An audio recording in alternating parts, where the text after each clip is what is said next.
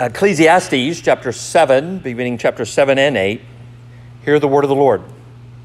A good name is better than precious ointment, and the day of death than the day of birth. It is better to go to the house of mourning than to the house of feasting, for this is the end of all mankind, and the living will lay it to heart. Sorrow is better than laughter, for by sadness of face the heart is made glad. The heart of the wise is in the house of mourning, but the heart of fools is in the house of mirth. It is better for a man to bear the rebuke of the wise than to hear the song of fools. For as the crackling of thorns under a pot, so is the laughter of the fools. This also is vanity. Surely oppression drives the wise into madness, and a bribe corrupts the heart. Better is the end of a thing than its beginning, and the patient in spirit is better than the proud in spirit. Be not quick in your spirit to become angry, for anger lodges in the bosom of fools. Say not, why are the former days better than these? For it is not from wisdom that you ask this. Wisdom is good with an inheritance, an advantage to those who see the sun. For the protection of wisdom is like the protection of money, and the advantage of knowledge is that wisdom preserves the life of him who has it. Consider the work of God. Who can make straight what he has made crooked? In the day of prosperity, be joyful, and in the day of adversity, consider God has made the one as well as the other, so that man may not find out anything that will be after him. In my vain life, I have seen everything. There is a righteous man who perishes in his righteousness, and there is a wicked man who prolongs his life in his evildoing. Be not overly righteous, and do not make yourself too wise. Why should you destroy yourself? Be not overly wicked, neither be a fool. Why should you die before your time? It is good that you should take hold of this, and from that withhold not your hand. For the one who fears God shall come out from both of them. Wisdom gives strength to the wise man, more than 10 rulers who are in a city. Surely there is not a righteous man on the earth who does good and never sins. Do not take to heart all the things that people say, lest you hear your servant cursing you. Your heart knows that many times you yourself have cursed others. All this I have tested by wisdom. I said, I will be wise, but it was far from me. That which has been is far off and deep, very deep. Who can find it out? I turned my heart to know and to search out and to seek wisdom and the scheme of things, and to know the wickedness of folly and the foolishness that is madness. And I find something more bitter than death. The woman whose hand is snares and nets, and whose hands are fetters.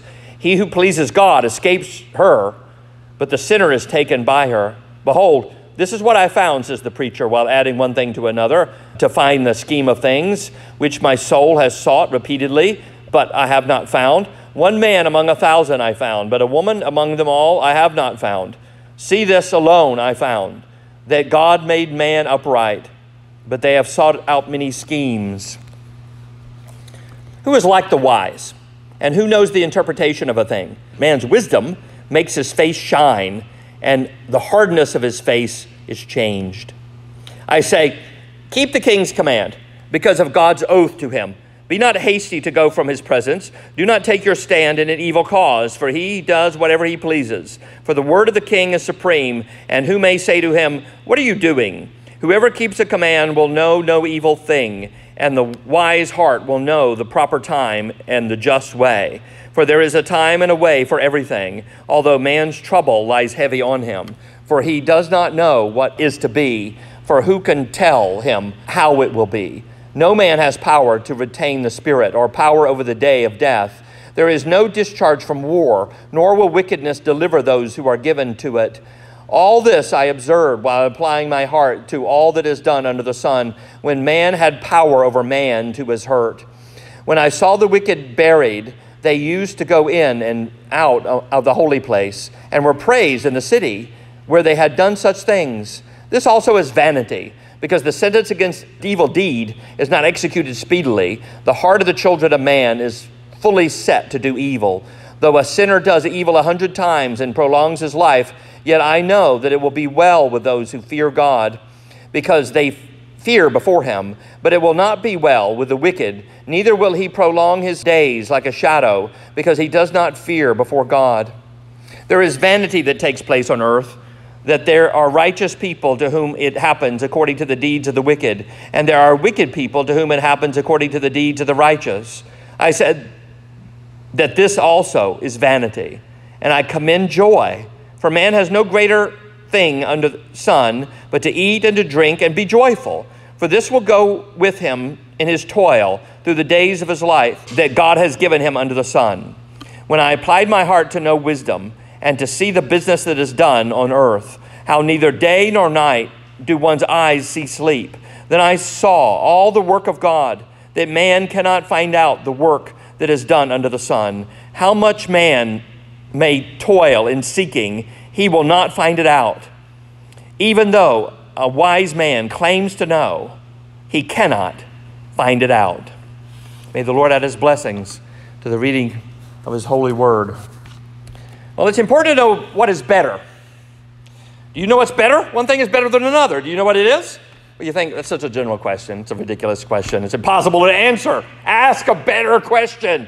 Well, football season is on us. Is the NFL better than college football? Well, in what way? If you mean in quality of football, well, the NFL is obviously better, almost always better. After all, NFL players are all college stars, they're the best of the best. But if you mean as an experience, nothing beats a big-time college football game. It makes most NFL games seem stale by comparison. What kind of music is better? Rock, country, jazz, classical? Well, it depends on the criteria, doesn't it? On what we mean by better. If you mean skillfully performed, beautiful tunes, there are examples of excellent music in all of those genres. You might think rock is better for the energy, that If I Die Young is an amazing country song, that Gershwin's Rhapsody in Blue is magnificent, that J.S. Bach's Air on a G string is, I already used magnificent, so I don't know what to use, otherworldly.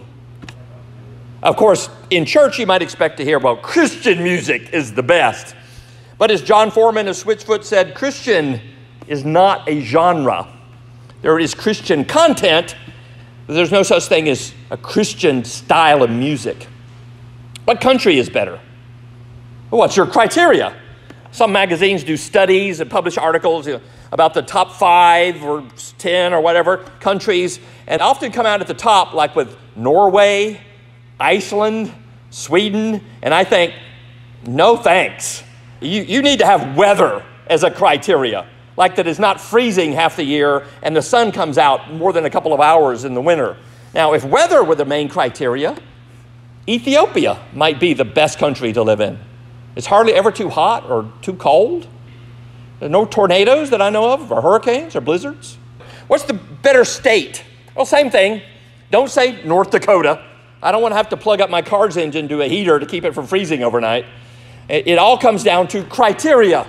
By what standard are you saying that something is better than another? What kind of food is better? Is Chinese food better than Italian food? Which is better than American food? But what is better? Well, that depends on what you like. I think Chinese food has the best vegetables. The Japanese are often very good with fish. Indians do flatbreads like prata or naan very well. And of course, they invented curry. And I like a lot of Mexican food. Of course, many people now say, well, that's all a matter of personal taste. So it's ridiculous to say which is better. There's no such thing as one being better or worse. That if it's just that you like one more or less. That if you think Chinese food is better, well, then it's better for you. But it's not absolutely, objectively better. That everything is relative. There's no good or bad. There's only preferences. And that way of thinking, relativism, has a lot of people captivated in our day. And of course, there is such a thing as preferences that are taste, that is not morally right. You're not morally obligated to like Mexican food, and there's something really moral about you, wrong with you, if you like Greek food. No. Some people, there is a realm of things that are taste. And some people think that same thinking applies to all issues, to other issues, moral issues, like abortion. If you don't like abortion, don't have one, they say. Or sexual behavior. that now that every sexual preference is to be celebrated and encouraged, just like preferences for food. I like Chinese food, you like Italian food, that's great. The kind of the new worldly way of thinking. And we're taught that by the world and the media, sometimes by teachers, not to say or to think that any lifestyle is better or worse than another. That to do that is bigoted, it really is ridiculous, is saying that one kind of food is better or worse than another. But there are even limits to preferences for food. You know, eating a traditional Chinese or Mexican or Italian diet is objectively better than eating Cheetos and Mountain Dew. That's your total diet. If someone said that their food preference was arsenic and hemlock, wouldn't you say that there are objectively better foods than that? We might expect Ecclesiastes to sound like modern relativism, that nothing is better than another. After all, we might expect it to say that, well, since it's vanity is all like vapor, everything you see is under the sun, is chasing after the wind, well, then it doesn't matter what you like or what you do. Just enjoy yourself under the sun. But it doesn't say that. Well, there are, this life under the sun is vanity, it's chasing after the wind, just a few days of your vain life. There are some things that are better than others. And here in chapters 7 and 8, we see 7 things that are better. First, recognizing mortality is better. It's better than not recognizing it. It's better than spending your life running from it, partying, trying to drown out your awareness of death, of your coming death, maybe with alcohol or maybe with fitness. The illusion that if you work out enough and you eat right, you take care of your body, that you can be forever young. There was a salon in Danville right next to Target called Forever Young. It went out of business. So will everyone who believes that they can be forever young. Eventually they will be out of business.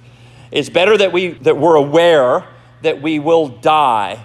And that's not just something, because everyone, if you say, you're aware you'll die, yeah. Everyone kind of knows that, they've heard that. But to really see it, and that we live our lives in the shadow of this monstrous mountain of death. A good name, a good reputation is better than precious ointment, like the kind that soothes dry skin and leaves you with pleasant scent. Being well regarded is better than that. Now you can have both, sure, but better to have a good reputation. So too, shockingly, the day of death is better than the day of birth. That sounds awful, especially in our culture where we put death away in nursing homes, in hospices, where we think seeing people on the verge of death is frightening, it's ugly, it's to be avoided, and it is ugly. A good movie is better than that, we think. The movie theater gets a lot more visitors than the nursing home.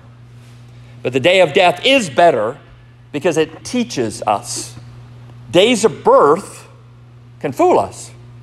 We can think of all the things that this newborn child can be under the sun.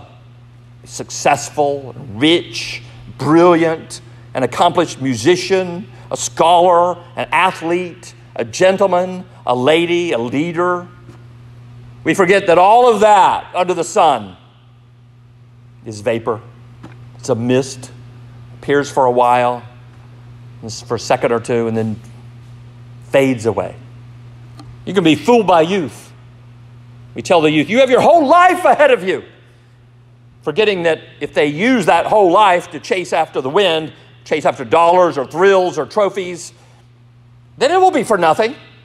And when it comes to the day of death, when you're standing there at the bedside of a mother or father or friend or Mr. Perry dying, we're not fooled by any of that anymore.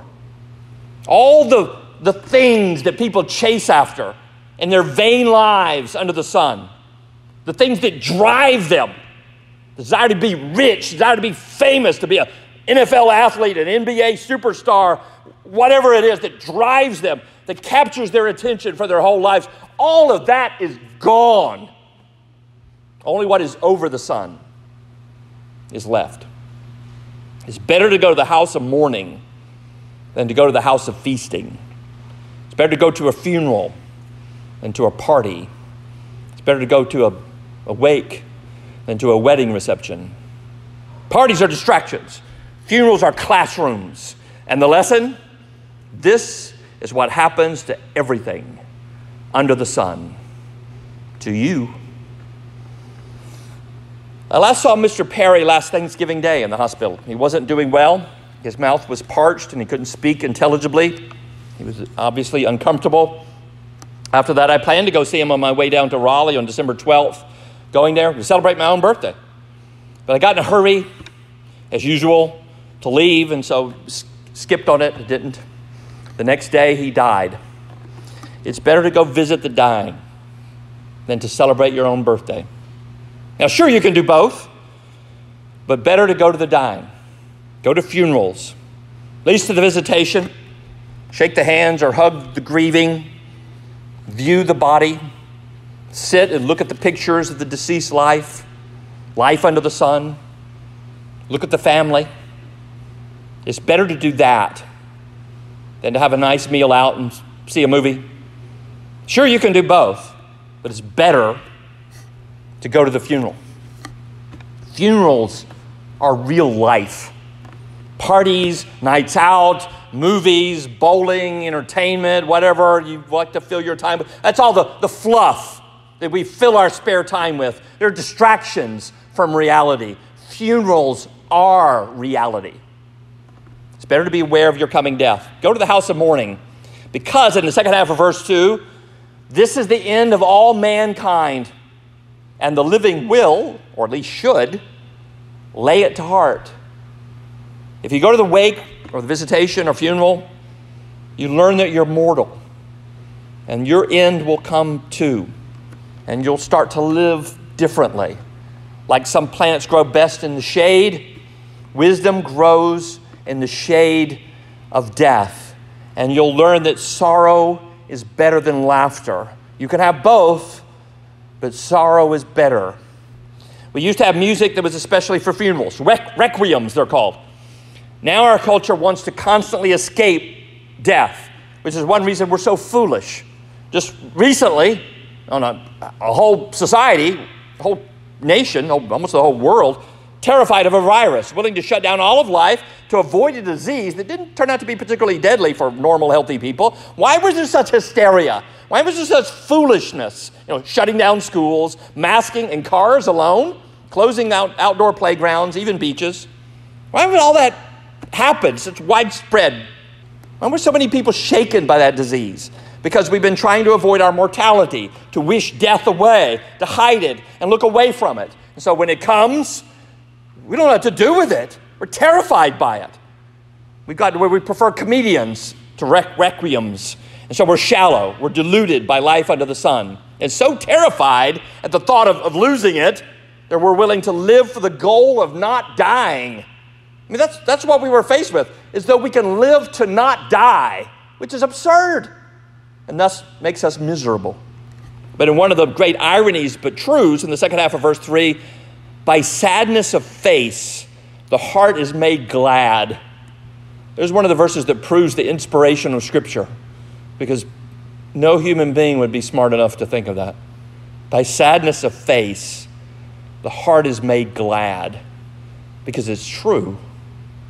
By going to the funeral, or getting sadness of face, being shaken by the tears of the grieving, you have a sad face. By visiting the dying and seeing how bad off they are, having a sad face. All the vain things that charm you are stripped away, and you see life, and for a while you have a sad face. And if you have a life that is over the sun, then you have joy, because you're not distracted by the vapor anymore. By sadness of face, the heart is made glad. So if you're wise, if someone has died, maybe it doesn't have to be someone very close to you, but someone around you that died, the parent of a friend, the mother of someone you used to run with or work with, the father of a neighbor, you go to the funeral. The heart of the wise is in the house of mourning. The wise have a heart that takes them to the wake, to the visitation, to go see the family, if only to say, I'm sorry for your loss, and linger a little bit, and go on in silence. The foolish, well, they'll always be in the comedy clubs, at the parties, yucking it up somewhere. Now, sure, you can do both, but it's better to go to the funeral. It's better to come face to face with mortality, to have a sad face for a while, so as to get a glad heart. And once you've been shaken out of the delusions of life under the sun by death, then the resurrection is more amazing and joyous. You know what else is better? Believe it or not, correction is better. In verse 5, it's better for a man to hear the rebuke of the wise than to hear the song of fools. What kind of music is better? Well, sometimes none. Instead, being rebuked is better than music. Hear the rebuke, not like background noise that you don't pay any attention to. Take it to heart. Listen to it. Now, if our culture doesn't understand the first better thing, sing our mortality, it sure doesn't accept this better thing. We now have generations of kids who have been raised thinking that they always need to be told how great they are, how they're really smart. And now they're grown up to be adults and still think that. They always need to be told how great they are and how they're really so smart. All the kids are above average, don't you know? And they're good. They don't need rebuke. They need to be constantly flattered, be puffed up. And then they bring that mentality into the church where they don't want to hear any law. That is, any of God's requirements that show that they've fallen short of them. They certainly don't want to hear from Ecclesiastes that vanity, there's vapor, all is vapor under the sun, because they think religion is about polishing life under the sun. Religion is like having a pet poodle. You know, once you've had everything else taken care of, you can afford to get a nice purebred poodle, and it looks good. You know, you got the nice house, you got the car, you got the job, everything's perfect. Now, here's my religion. It's my pet religion. Doesn't it look nice? And that's the way many people think. And that pet religion isn't going to rebuke you no more than your poodle would. But that's part of what we're here to do, believe it or not, is to rebuke you. You came to be rebuked. 2 Timothy chapter 4, verse 2 tells the pastor to, quote, preach the word, reprove, which means correct, rebuke, means sharply correct, and exhort, gently, constructively, encouragingly, rebuke, correct. So we're here in part to get rebuked by God's word. That's better than hearing what is positive and encouraging all the time, because wise rebuke is better than entertainment. Because in verse 6, the laughter of fools, the response that comedians get. Sometimes comedians playing as pastors, as preachers, doing it for the laughs to make people feel better. Never rebuking is like the crackling of thorns under the fire of a pot, under a pot. It's vanity. It's the sound of something that means nothing. If you don't tolerate rebuke, you'll get oppression. Right? Oppressive governments don't like being rebuked. The oppressive can't stand to be corrected. And then when you have oppression, even the wise will be tempted into either, you want one of two things, either go along with it, cooperate with it to their advantage. They see which way the wind is blowing. They'll get crushed if they rebuke. And so they'll go along with it. Or the other thing is they'll try to be outside of it. And they'll get carried away into conspiracy theories, thinking the government or other controlling powers are behind everything, paranoid. It's all set up. It's all fake, unable to tell reality from delusions or persecution. And that's madness, he says. When you believe the fantasies in your imagination more than reality, you're near to insanity. And oppression breeds corruption. There's bribery in verse 7. Oppressive governments always corrupt. In verse 8, better is the end of a thing than a beginning. At the end, you can see what it really is. The end of a job, the end of a relationship, the end of a life. There's no more fooling yourself that this could be something, this could be the one thing under the sun that's not vain, that makes an eternal difference, that brings joy and fulfillment. If you listen to rebuke and you took correction, maybe you can make more out of something than just what's under the sun. And you'll know at the end whether you did that. At the end. if you were patient in spirit and bore rebuke, you changed, you repented, that is better than being too proud to hear it. So proud, I don't like what he says. I'm going away where some entertainer will soothe my ego. You know what's better? Well, wisdom is better. It is good in verse 11 because it makes you, among other things, not quick to become angry in verse 9. Now, it doesn't mean you won't ever be angry because some things deserve anger. But wisdom shows that you better be sure. Wisdom tells you before you get angry, wait, be sure you know what's happening here. Don't be rash. Don't react without understanding what's going on. Did that person really insult me or did I misunderstand? Martin Luther said, the heart of fools is in their mouth, but the mouth of the wise is in their heart. The heart in one's mouth means to speak without thinking, as angry people usually do. The mouth in one's heart means to speak carefully. So here in verse 9, anger lodges, means it lives in, it resides in the bosom of fools. It lives there in their heart. And so it comes out quickly. Wisdom is better because it keeps you from foolish nostalgia. Say not, why were the former days better than these? Wise people don't say that because they know that in the former days there were a lot of problems too. I remember in 2002, a college kid saying, something like, things are so dangerous now. The world is in such bad condition now. It's so horrible. And I thought, what are you talking about? When I was in college, we thought we were going to fight World War III, and it was going to be nuclear. The generation before me went to Vietnam. Generation before that went to fight the Nazis or the Japanese. I see some people in social media posting these beautiful pictures of the idealistic 1950s saying, everyone's dressed so nicely and they're on a picnic and the women look like women and the men look like men and then suits and ties and nice dresses and all that. Everything's so perfect. Some caption saying, this is what we've lost. Pure nostalgia. Now, sure, there were some good things about that we've lost. But if you were made to sit in the back of the bus or go to bad schools or barred from voting, you probably wouldn't think that was such a golden age.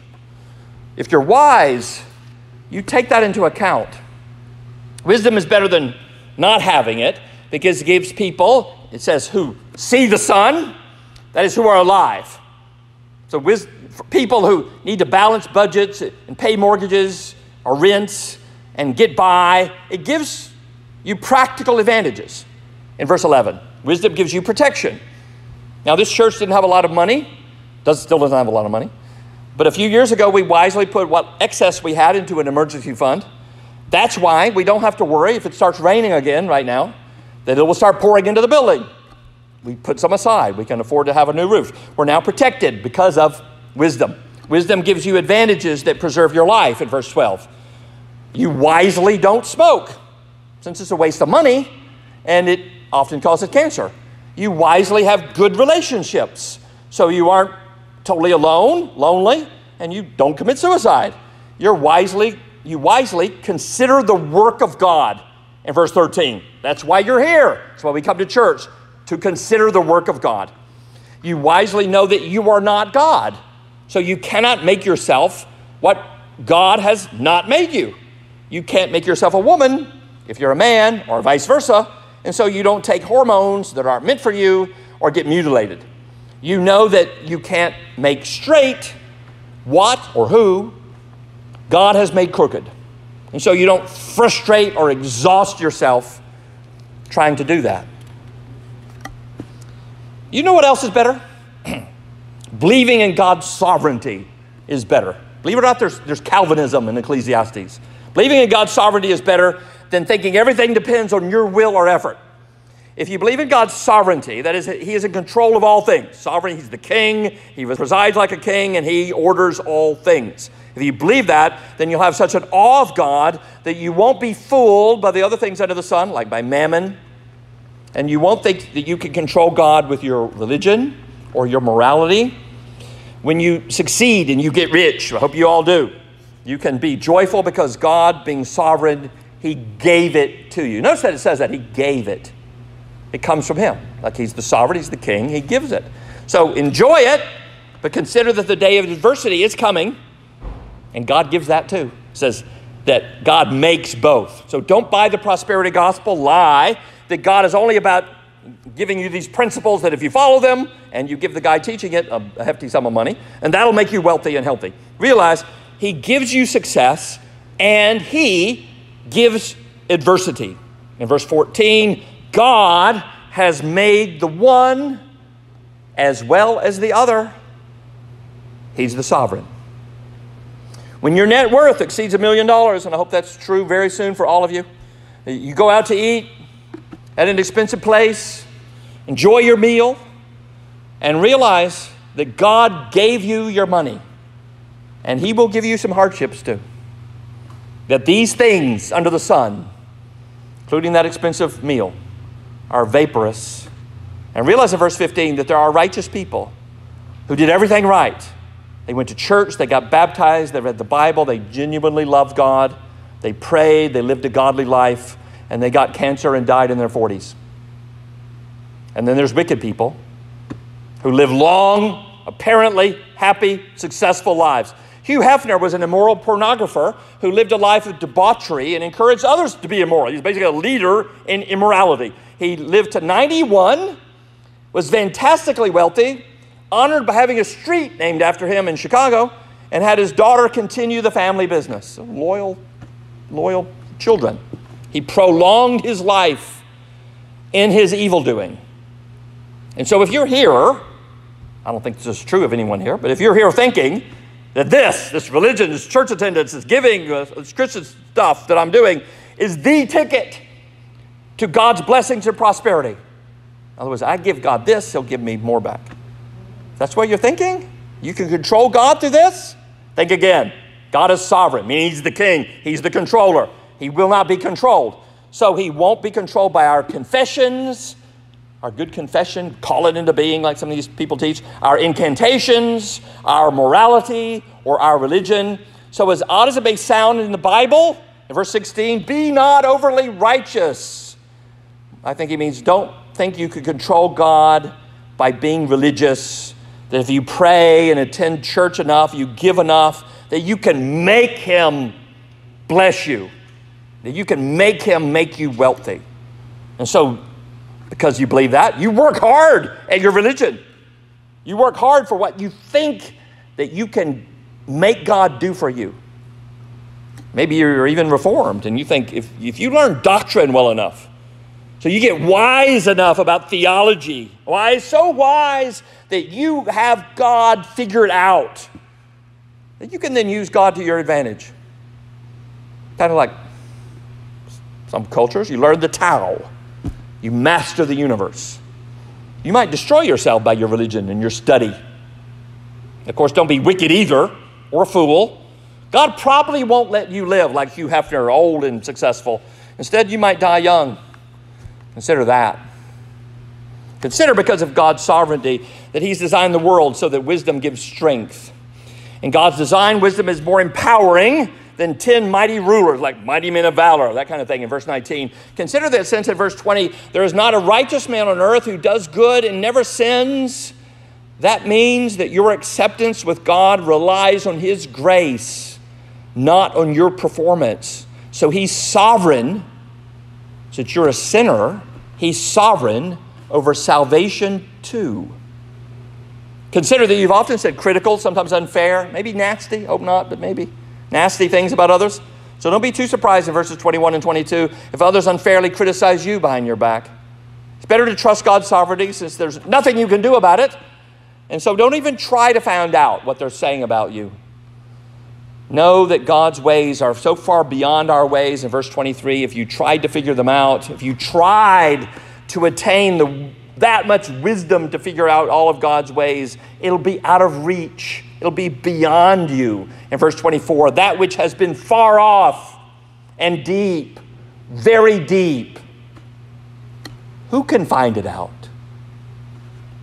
Better to trust God's sovereignty. You know what's better? Sometimes, believe it or not, death is better. That's what you learn if you turn your heart to know wisdom, to know how the universe works, to know how wicked it is to be foolish and how foolish it is to live just for what's under the sun, you learn that there's some things more bitter than death. This world lives as if the worst thing that could happen is death, but it's not so. In verse 26, a bad relationship is more bitter than death. He who pleases God escapes from it. Again, God's in control of that, escaping from those bad relationships. Some single people think that anything is better than being alone, than loneliness. They're wrong. If you're foolish, you're taken in by the allure of a toxic relationship. But if you look around, you'll find that it's the rare person, he says 1 in 1,000, who's not taken in. Of course, God can rescue people by redeeming the relationship. This alone you'll find in verse 29. God made man upright. In creation, man is upright, righteous, but they have sought out many schemes. Even Ecclesiastes, maybe especially Ecclesiastes, teaches total depravity. You know what's better? Order is better. Order is better than disorder, than chaos, than anarchy.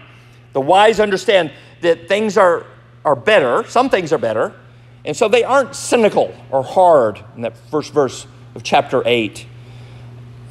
The cynical scoff at what's better, claiming it's just as bad, whatever the better thing is. It's just as bad as everything else. America is just as bad as Nazi Germany. The church is just as bad as the world. The cynicism, always putting down what's better.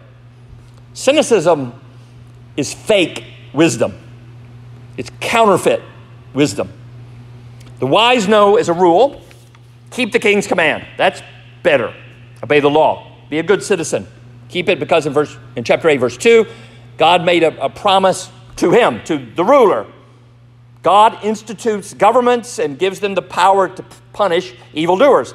So don't find yourself taking a stand against the government for an evil cause, like slavery, because he does whatever he pleases. God has established governments to be supreme under the sun.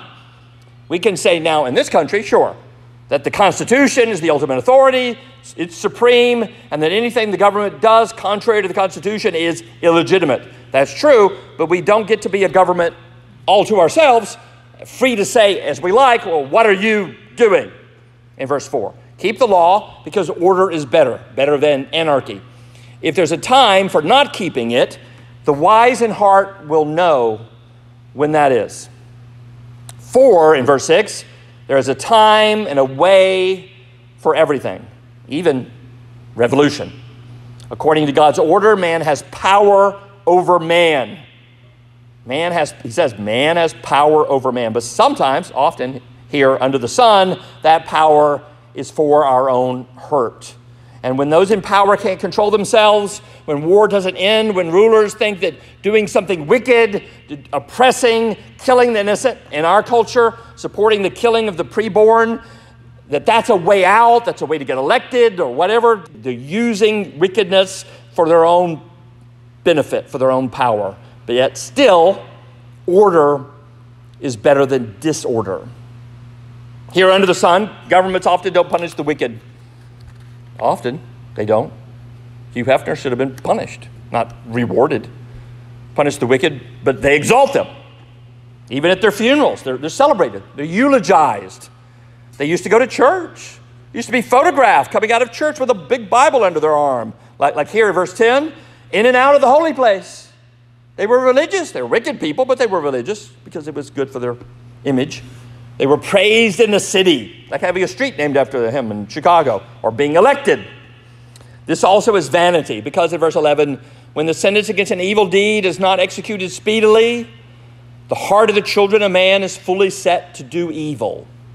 When evil isn't punished immediately, the foolish determine to do it. And so they do evil 100 times, and then they aren't punished.